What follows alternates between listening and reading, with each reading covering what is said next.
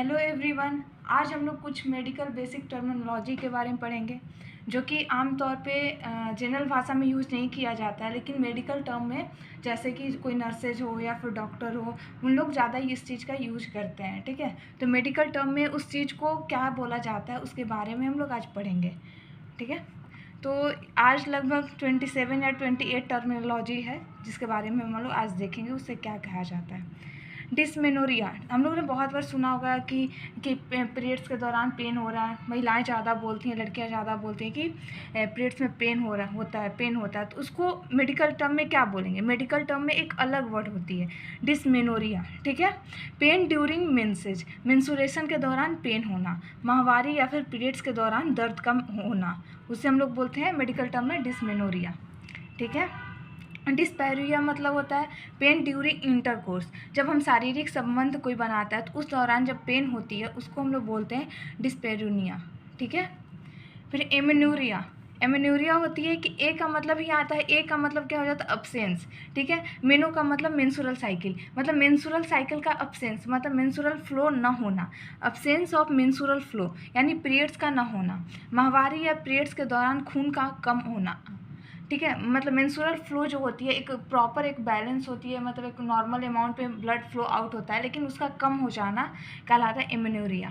ठीक है, menorrhagia. Menorrhagia होता है प्रोलॉन्ग्ड एक्सेसिव ब्लीडिंग। इसमें क्या था कि इसमें कम ब्लीडिंग होती थी और इसमें बहुत ज़्यादा एक्सेसिव ब्लीडिंग होती है, तो पीरियड्स के दौरान ज़्यादा खून का आना कहलाता है मीनोरेजिया।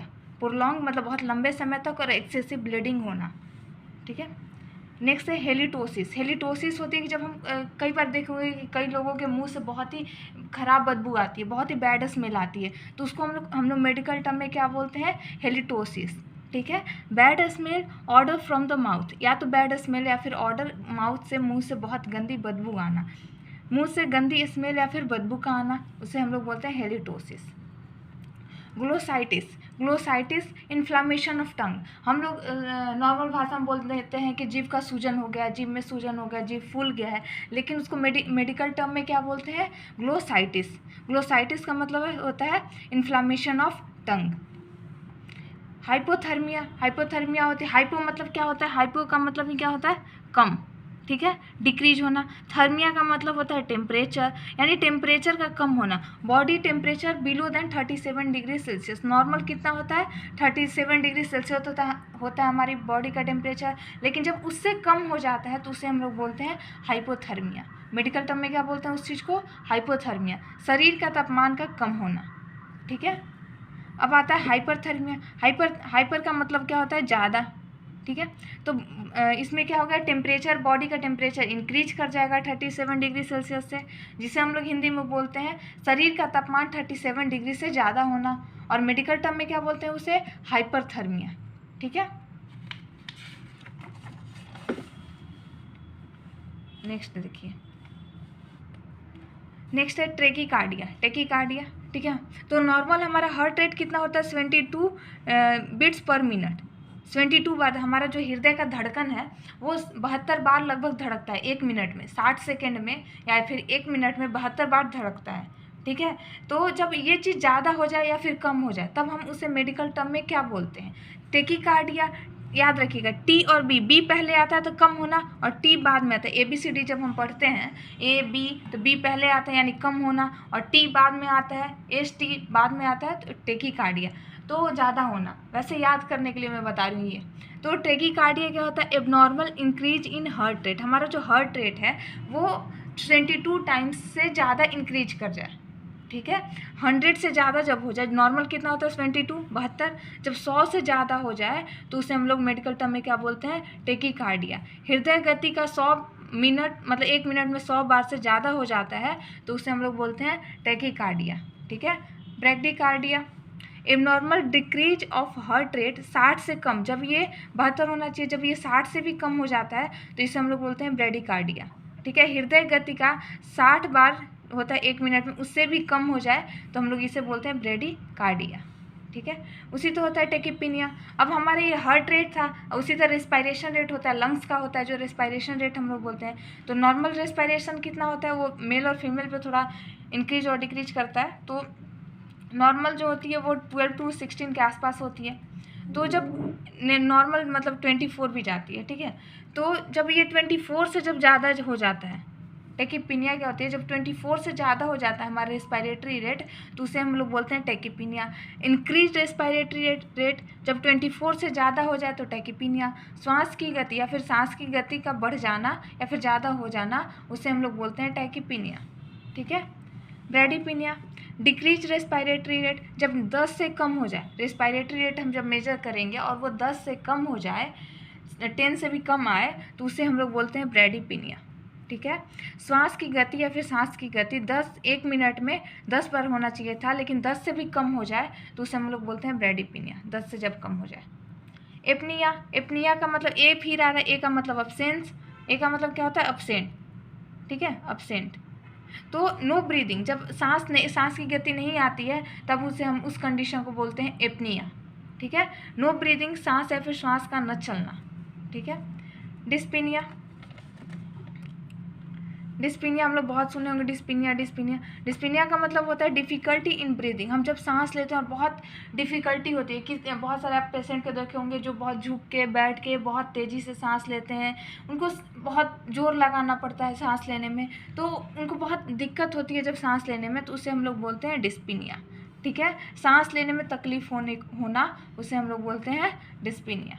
ऑर्थोपीनिया, ऑर्थोपीनिया होता है कि कई बार पेशेंट जो होते हैं वो आपके पास आएंगे तो बोलेंगे ना कि जब मैं बैठ के सांस लेता हूँ तो सांस अच्छी आती है, जब मैं सो जाता हूँ तो मुझे सांस अच्छी नहीं आती है। तो ऑर्थोपीनिया होता है कि कई बार पेशेंट जो होता है बैठ के खड़े होके जब सांस लेता है तो बहुत आसानी से सांस लेता है, लेकिन वहीं जब वो सो जाएगा तो उसे सांस नहीं आएगी। तो ब्रीदिंग मोर इजीली इन अपराइट पोजीशन, इसका मतलब हो गया कि जब वो खड़े होकर या बैठ कर सांस लेता है तो बहुत उसे आसानी होती है सांस लेने में, तो इसे हम लोग बोलते हैं ऑर्थोपीनिया, ठीक है।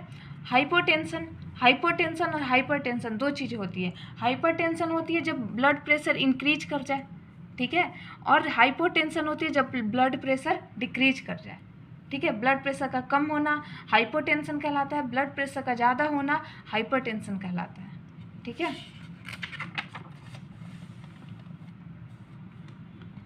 अब नेक्स्ट आता है एनूरिया। एनूरिया होती है कि 24 आवर यूरिया, मतलब ये जो अब टर्म बताऊंगी वो आपको यूरिन से रिलेटेड है, ठीक है, हमारे यूरिन से रिलेटेड है। तो एन्यूरिया ए का मतलब होता है एब्सेंस या फिर बहुत कम, ठीक है। तो 24 आवर 24 घंटे में सिर्फ 250 ml से भी कम पेशाब आता हो, ठीक है, 250 ml से भी कम यूरिन आता हो, उससे हम लोग बोलते हैं anuria. 24 hour urine output is less than 250 ml, 250 ml से भी कम पेशाब आता हो, कम आउटपुट आता हो यूरिन का, तो उसे हम लोग बोलते हैं एनोरिया। 24 घंटे में 250 ml से भी कम पेशाब आना कहलाता है एनोरिया, ठीक है। डायसूरिया, पेनफुल और डिफ़िकल्ट यूरिनेशन, जब हम पेशाब वगैरह करते हैं या फिर बहुत सारे पेशेंट बताएंगे कि जब मैं पेशाब करता हूँ तो मुझे बहुत ज़्यादा दर्द होती है, ठीक है, पेनफुल होता है, तो उसे हम लोग बोलते हैं डायसूरिया, पेशाब के दौरान दर्द होना। ग्लाइसूरिया, ग्लाइको मतलब ये समझ में आ रहा है क्या होना, ग्लूकोज, ग्लूकोज से रिलेटेड है, ठीक है। तो presence of glucose in urine, जब डायबिटिक पेशेंट वगैरह होते हैं उनके पेशाब में ग्लूकोज आती है जिससे हम लोग बोलते हैं ग्लूकोसूरिया, ठीक है, ग्लूकोसूरिया, पेशाब में ग्लूकोज का आना, ठीक है। नॉक्टूरिया, NOTCT का मतलब होता है रात से डिपेंड होता है, नाइट, ठीक है। तो रात में बार बार पेशाब का आना कहलाता है नॉक्टूरिया, ठीक है। ये हार्ट वाले पेशेंट में भी होता है कि रात को उनमें बार बार पेशाब आती है, तो awaking at night to urinate, बार बार रात में जग के पेशाब करना, उसे हम लोग बोलते हैं नॉक्टूरिया, रात में बार बार पेशाब का आना, ठीक है। ओलिगोरिया, 24 आवर में 400 ml से कम, 400 ml से भी कम पेशाब आए 24 घंटे में, तो उसे हम लोग बोलते हैं ओलिगोयूरिया, ठीक है। 24 घंटे में 400 ml से कम पेशाब आना, उसे हम लोग बोलते हैं ओलिगोरिया, ठीक है। पॉलीयूरिया, पॉलीयूरिया, पॉली का मतलब हो जाता है बहुत ज़्यादा, ठीक है, एक्सेसिव, इसका मतलब हो गया कि बहुत ज़्यादा पेशाब का आना, एक्सेसिव आउटपुट ऑफ यूरिन, मतलब बहुत ज़्यादा पेशाब का आना कहलाता है पॉलीयूरिया, ठीक है। प्रोटीन्यूरिया, प्रोटीन्यूरिया का मतलब समझ में आ रहा है कि ये जो प्रोटीन से रिलेटेड है, यानी पेशाब में प्रोटीन का आना। जनरली हम लोग जानते हैं कि पेशाब में कभी भी नॉर्मल अगर हमारा यूरिन सिस्टम है तो कभी भी पेशाब में प्रोटीन नहीं आता है, एल्बुमिन या फिर जो प्लाज्मा प्रोटीन्स हैं वो कभी भी पेशाब में नहीं आते हैं, लेकिन अगर जब वो यूरिन में प्रोटीन आने लगे तो उसे हम लोग बोलते हैं प्रोटीन्यूरिया। ठीक है, पेशाब में प्रोटीन का आना। पायूरिया, पाइयो का मतलब होता है, हम लोग जानते हैं पस होता है। ठीक है, जब हमारे यूरिन में या फिर पेशाब में पस आने लगे तो उसे हम लोग बोलते हैं पायूरिया, पस इन द यूरिन। ठीक है, पेशाब में मवाद का आना।